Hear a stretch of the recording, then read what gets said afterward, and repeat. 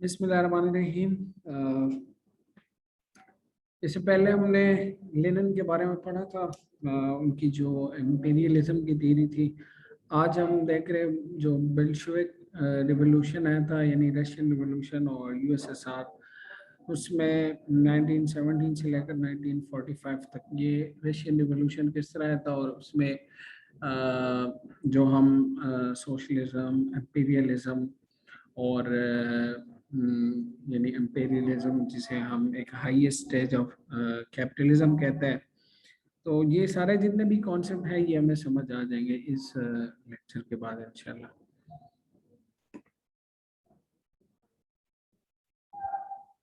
अच्छा, लेनिन के बारे में इससे पहले भी हमने पढ़ा था कि ये एक आप कह सकते हैं एक फिलोसफर भी था, और लेनिन एक लीडर भी था, और इन्होंने प्रैक्टिकली उस पे काम किया था। रशियन रिवॉल्यूशन में जो सबसे अहम रोल था वो लेनिन का ही था। रशियन रिवॉल्यूशन 1917 में it was took place in 1917, लेकिन उससे पहले ये एक मोनार्क था, पावरफुल मोनार्क, जिसे जार निकोलस टू कहते हैं। तो वो जारिस जो थे वो रशियन को लीड कर रहे थे और रशियन को कंट्रोल कर रहे थे, जिसे हम जार निकोलस जो वो लीडर था, और जारिस गवर्नमेंट हम उसको कहते हैं। रशियन एम्पायर था एक, CZAR, ये आगे इसमें आएगा, ये मैं आपको ऐसे जनरली बता रहा हूँ, इससे पहले का हम स्लाइड्स पे आ जाए।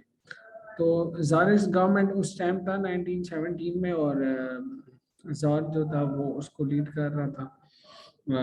एक मोनार्क था, एक पावरफुल मोनार्क था, और वो रशिया को रशिया एम्पायर उस टाइम उसके थ्रू काम कर रहा था। ठीक है, तो क्या हुआ कि जो जार था उसका टोटल पावर था रशिया में। ठीक है, उसके पास आर्मी, उसके पास land, even the control of church.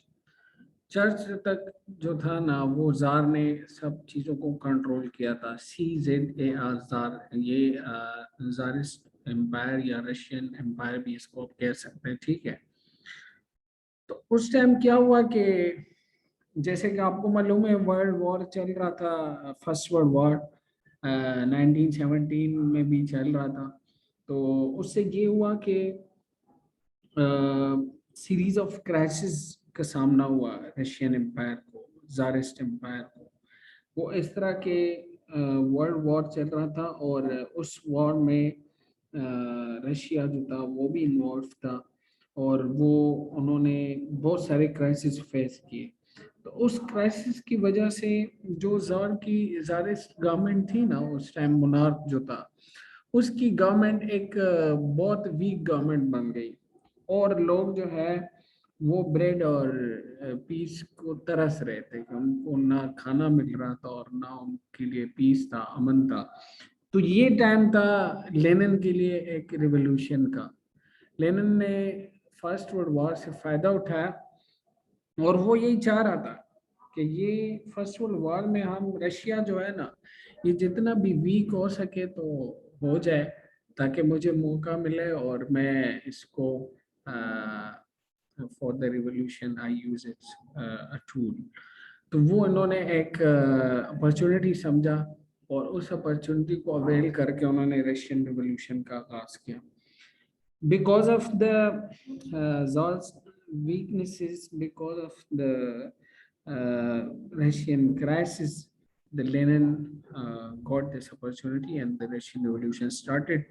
तो ये एक उस टाइम जो बेल्शेविक रेवोल्यूशन या रशियन रिवोल्यूशन जिसे हम कहते हैं, तो ये लेनिन जो था, पहले तो ये यूरोप चला गया, और उन्होंने जार प्रोसिक्यूशन से to avoid the czar prosecution, उससे पनाह लेने के लिए।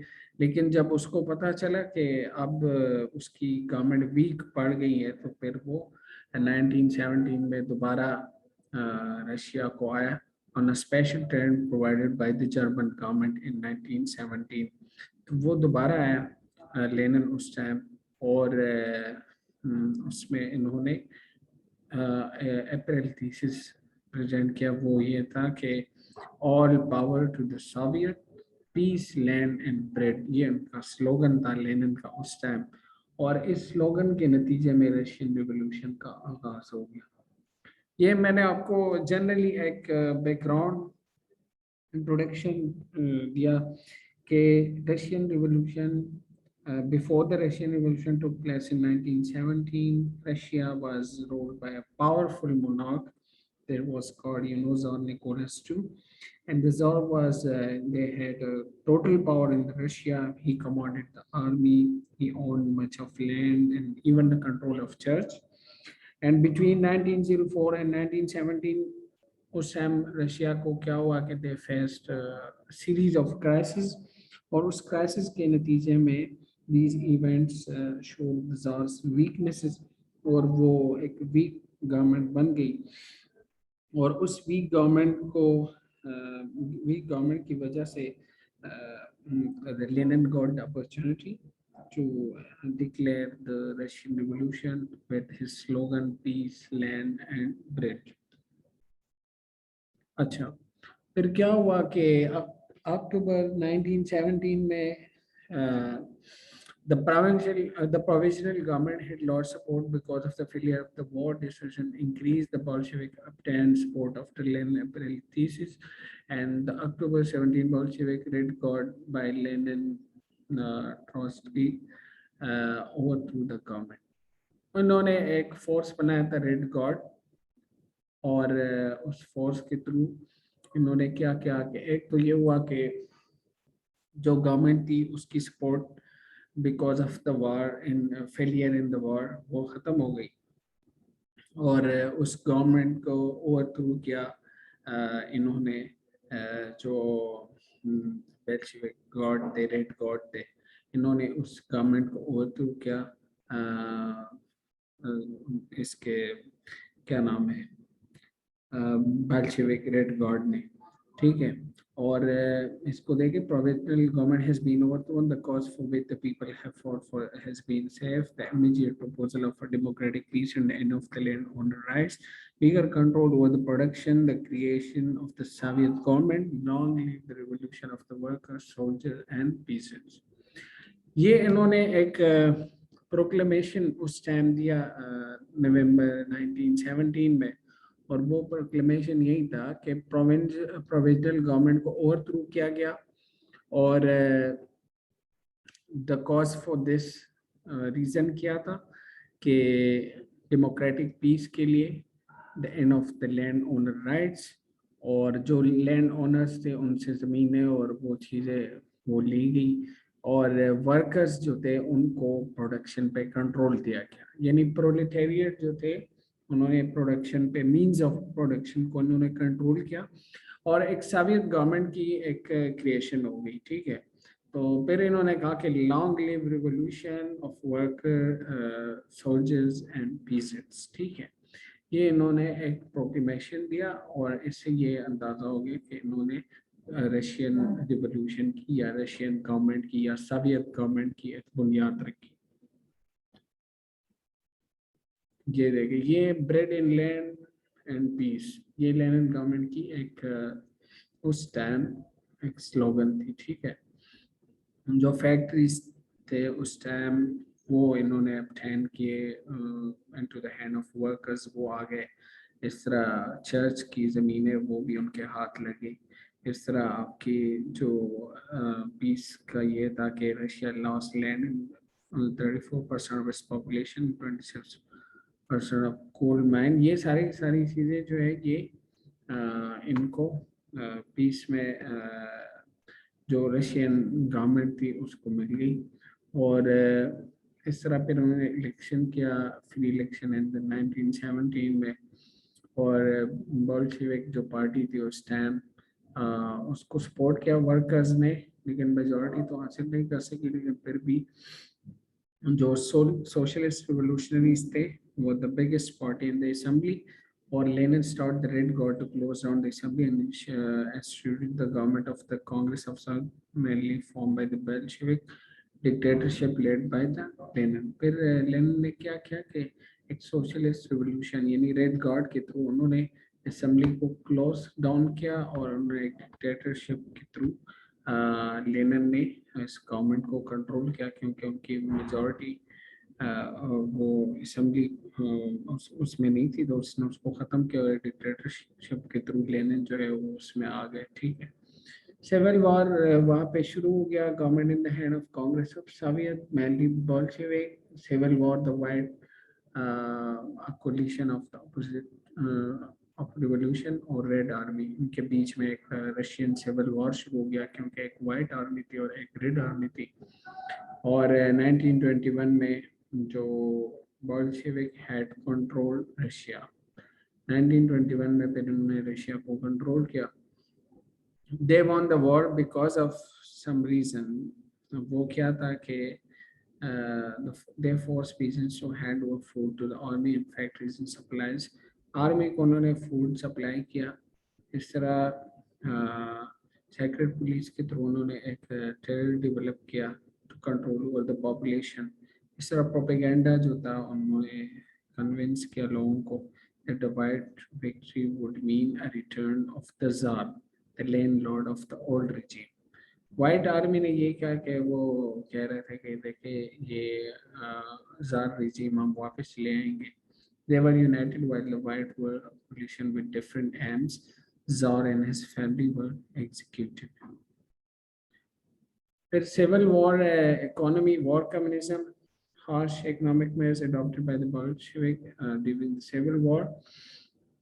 और ऑब्जेक्टिव उनका ये था to put communist theories into practice by sharing out the wealth among the Russian people to supply the Red Army during civil war. अच्छा, वॉर कम्युनिज्म ये था कि गवर्नमेंट जो है उन्होंने बहुत सारे प्रोडक्टिव मींस को ऑर्गेनाइज, लेबर को प्रोडक्टिव मींस जो थे मींस ऑफ प्रोडक्शन को कंट्रोल किया था और लार्ज फैक्ट्रीज जितने भी थे उसको गवर्नमेंट ने कंट्रोल किया था। इस तरह जो आपके वो थे फूड थे उसकी एग्रीकल्चर प्रोडक्शन को उन्होंने उसको भी कंट्रोल किया था। स्ट्राइक्स को वो अलाउ नहीं कर रहे थे। इस तरह फ्री एंटरप्राइज इलीगल था। Production trade, all trade and production was controlled by the government and production is plan and organized by the government. और इस तरह इससे ये पता है वॉर कम्युनिज्म इसी को ही कहता है। ठीक है, end of the civil war ये हुआ कि बोल्शेविक जो थे उन्होंने फिर वॉर को वॉन किया और फूड शॉर्टेज, बेड वेदर, उस टाइम कहत और ये सारी चीज़ें आ गई थी। 97 मिलियन पीपल इसमें वो डाइड हो गए यानी वफात हो गए और Lenin stop the war communism. ठीक है, फिर क्या हुआ, न्यू इकोनॉमिक पॉलिसी इन्होंने दे दी 1921 में और लेनिन ने फिर डिसाइड किया to bring back capitalism for some sections.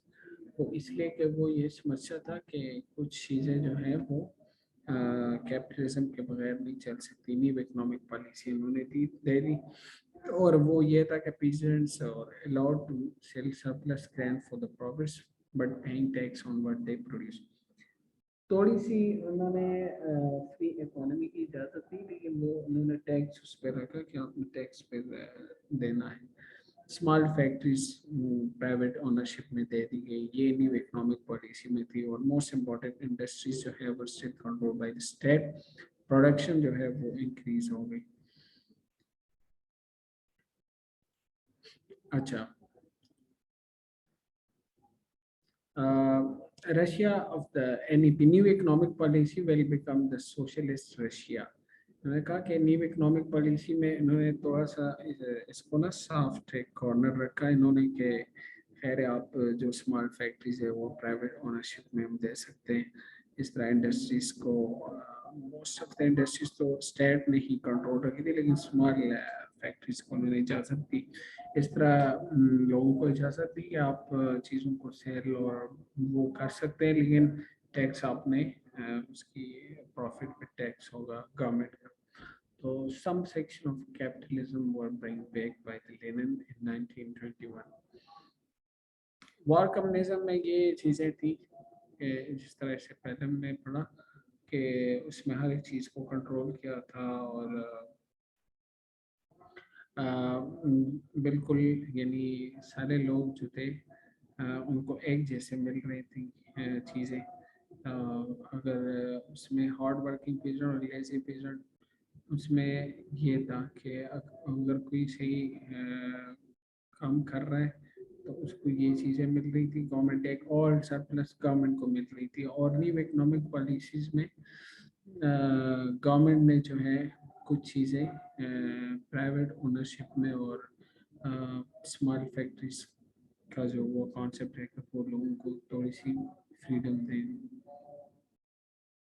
24 में फिर ये हुआ कि लेनिन की डेथ के बाद there is a problem of leadership इन लोगों के बीच में। स्टालिन, ट्रॉट्स्की और ये जितने भी लीडर्स थे, मेन लीडर में से ये दो थे, इनके बीच में फिर बहुत मसला हो गया लीडरशिप पे।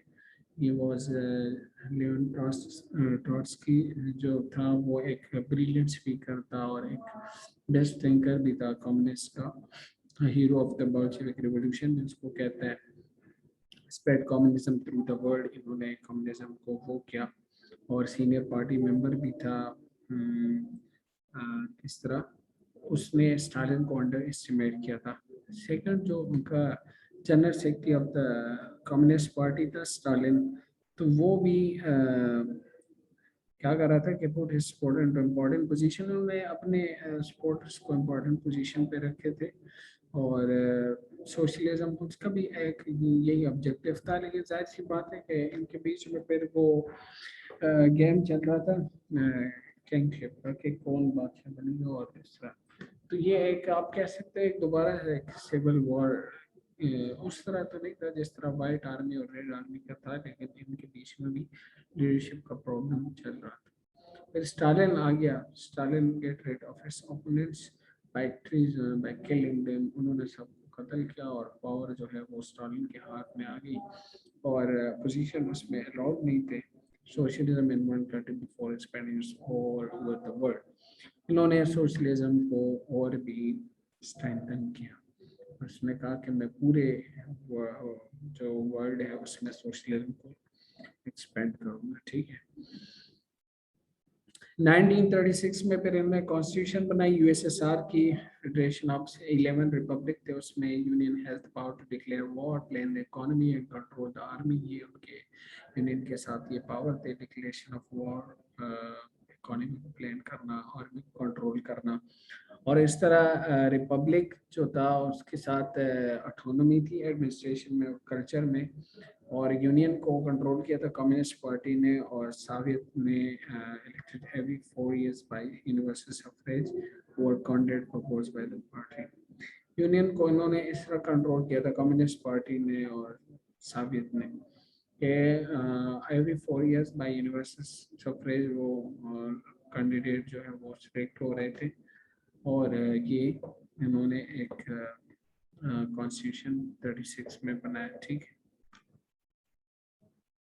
अंडर स्टालिन फिर साबित ऑफ नेशनलिटी, साबित ऑफ द यूनियन, इसमें 30,000 पीपल इसमें थे और 15 इलेक्टेड जो रिप्रेजेंटेटिव थे वो from 15 republics in the USSR थे। ठीक है। तो ये लोगों को उसको रिप्रेजेंटेटिव को सिलेक्ट कर रहे थे लोकल सावियतीनी अवाम।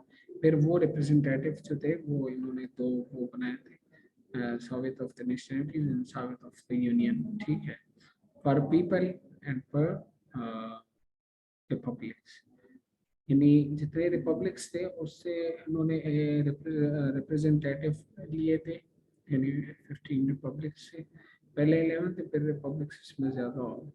और ये यूनियन से भी पर रिप्रेजेंटेटिव से उन्होंने लिए थे पर पीपल। ठीक है। 30,000 पीपल का एक रिप्रेजेंटेटिव होता। तो वो इन्होंने इस तरह फिर स्टालिन ने इसको एक इस तरह हायरार्की बनाई थी गवर्नमेंट की। फिर इंडस्ट्रियलाइजेशन आई और इंडस्ट्रियलाइजेशन की वजह से इकोनॉमी जो है वो आपकी इंडस्ट्रियलाइज हो गई।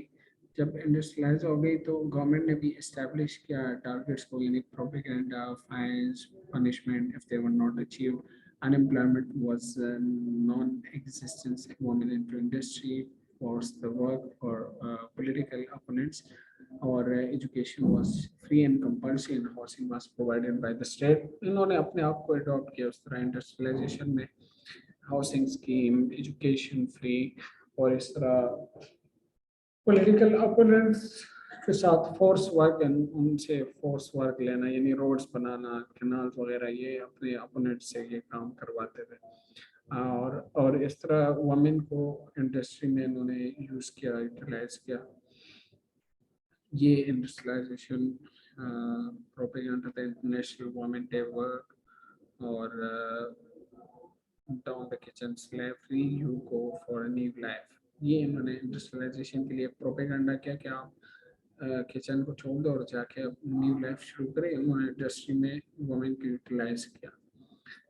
तो ये एक इनका ये था कि अपने उसको इंडस्ट्रियलाइजेशन को यानी एडॉप्ट करने का एक मकसद था।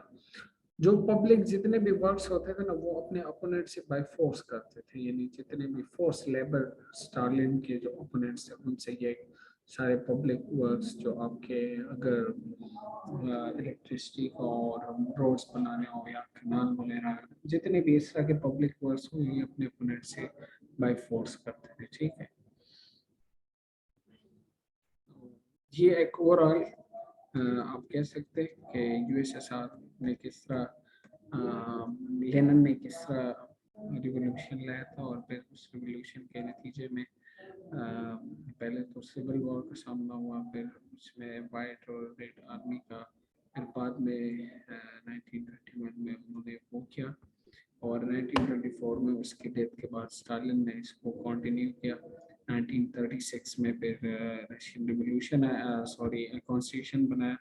कॉन्स्टिट्यूशन में स्टालिन ने पहले यूनियन द यानी रिपब्लिक के हिसाब से, और पर पीपल जो है इन्होंने फिर रिप्रेजेंटेटिव लिए, और उस गवर्नमेंट को फिर इंडस्ट्रियलाइजेशन जब आया तो उसको अडॉप्ट करने के लिए उन्होंने बहुत सारे नए रूल्स रेगुलेशन बनाए, और ये इस तरह लेनिन का एक इंट्रोडक्शन था, यानी यूएसएसआर का और रशियन रिवॉल्यूशन